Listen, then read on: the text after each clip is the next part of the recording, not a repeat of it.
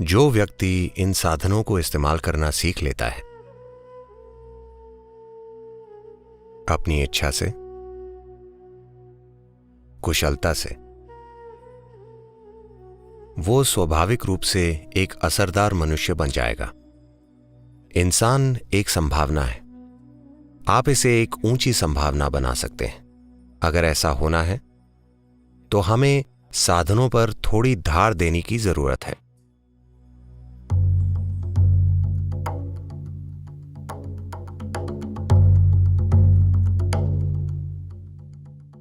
साधना पद का मतलब है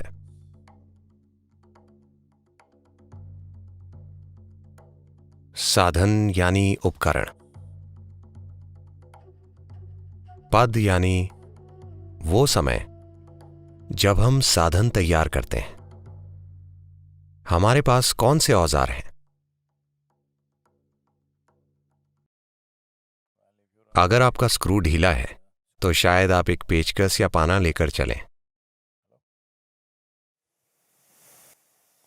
Otherwise, as a human being, the only tools that you have is your body, your mind and your energies. These are all the tools you have. वरना एक इंसान के रूप में आपके पास जो औजार हैं वे सिर्फ आपका शरीर, मन और आपकी ऊर्जाएं हैं।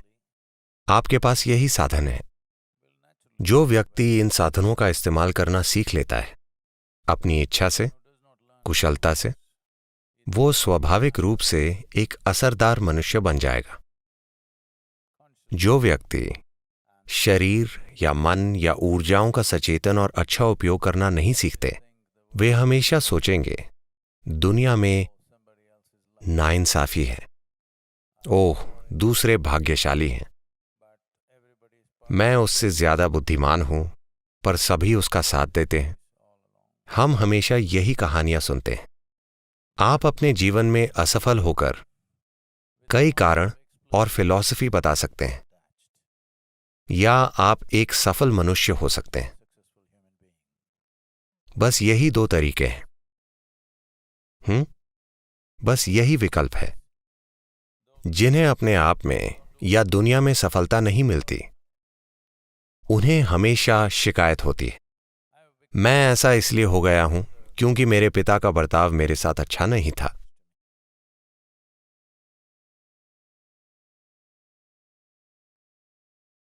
जब आप ऐसे हैं तो वे आपके साथ अच्छा बर्ताव कैसे करेंगे?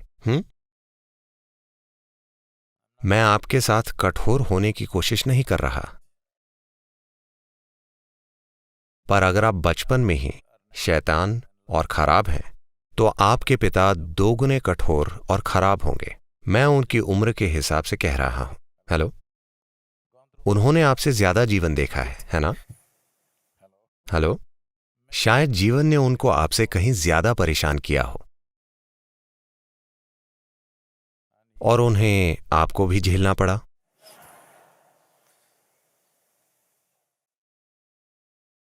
ये एक चीज, अगर आप साधना करना चाहते हैं,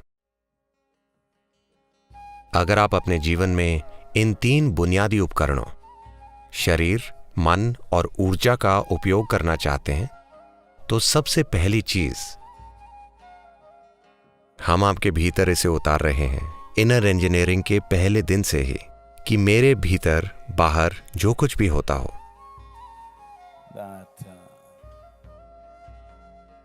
अच्छा होता हो, बुरा होता हो, सुंदर चीजें होती हों, घिनौनी चीजें होती हों, जिम्मेदारी मेरी है। ठीक है? हेलो,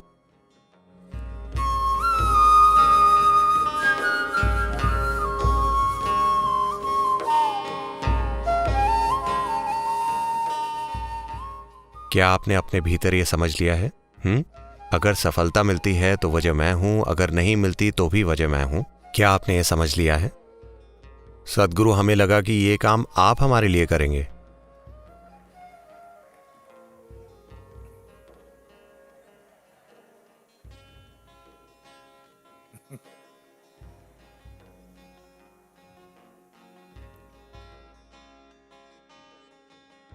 व्यक्ति को अपने जीवन में इसे जल्दी ही ठीक कर लेना चाहिए कि आप खुद अपने जीवन में कभी समस्या ना बने।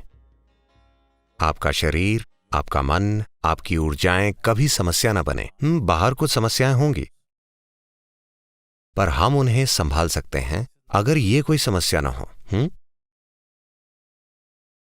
आपके जीवन की हर चुनौती में जब यही एक समस्या होगा तो आप सिर्फ चुनौतियों से दूर भागेंगे।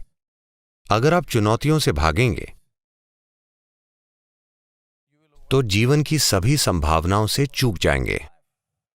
आप बस ताइर सदम बनकर रह जाएंगे। क्या वो आपको ताइर सदम दे रहे हैं? उम्मीद करता हूं नहीं दे रहे। सबको पता है कि ये आलस पैदा करता है। तमिलनाडु में प्राइमरी स्कूल, हाई स्कूल से टीचर्स हमेशा देखते हैं कि अगर कोई सुस्त है तो वे कहते हैं, जिसका मतलब है क्या तुम दही चावल खाकर आए हो? तो वे जानते हैं कि यह सुस्ती पैदा करता है। पर सिर्फ विद्यार्थी ही खाकर नहीं आते, शिक्षक भी खाकर आते हैं।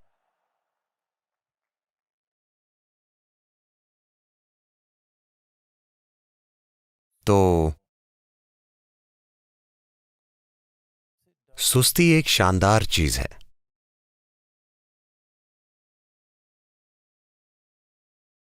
ये कई समस्याओं से बचाती है, क्योंकि आपको यह भी पता नहीं होता कि कोई समस्या भी है।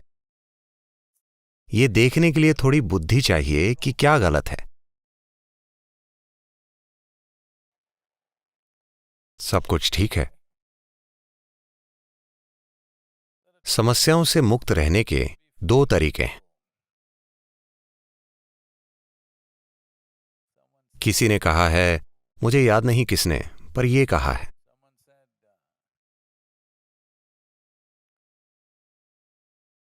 फरिश्ते समस्याओं से अछूते होते हैं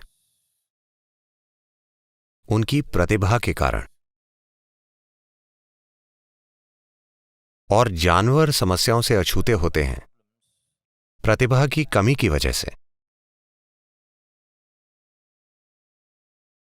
पर इंसान बीच में झूलता रहता है और संघर्ष करता है, क्योंकि वो अभी भी एक संभावना है, अभी एक वास्तविकता नहीं बना। इंसान एक संभावना है। आप इसे एक ऊंची संभावना बना सकते हैं या आप इसे निचली संभावना तक धक्का दे सकते हैं।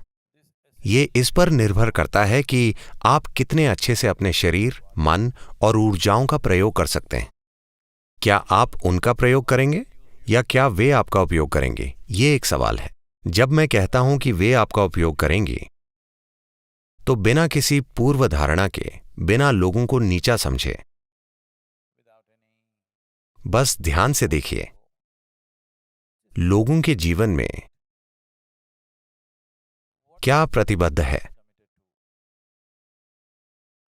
धरती के ज्यादातर लोगों की जिंदगियां उनके शरीर, उनकी मानसिक जरूरतों, भावनात्मक जरूरतों को पूरा करने की ओर प्रतिबद्ध है। बस यही है। हेलो, उनके पूरे जीवन का आयोजन बस इसी के लिए है। आप इसे बिजनेस कह सकते हैं, करियर कह सकते हैं, परिवार कह सकते हैं, घर कह सकते हैं, पर सिर्फ जरूरतें पूरा करने के लिए, शारीरिक और मानसिक जरूरतें, पूरे जीवन का बंदोबस्त किया जाता है ना?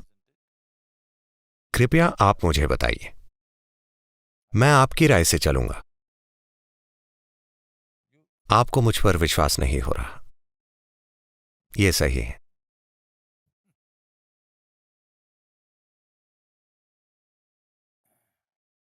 ये शरीर विज्ञान और ये मनोविज्ञान यहां आपकी सेवा के लिए है या आप उनकी सेवा के लिए?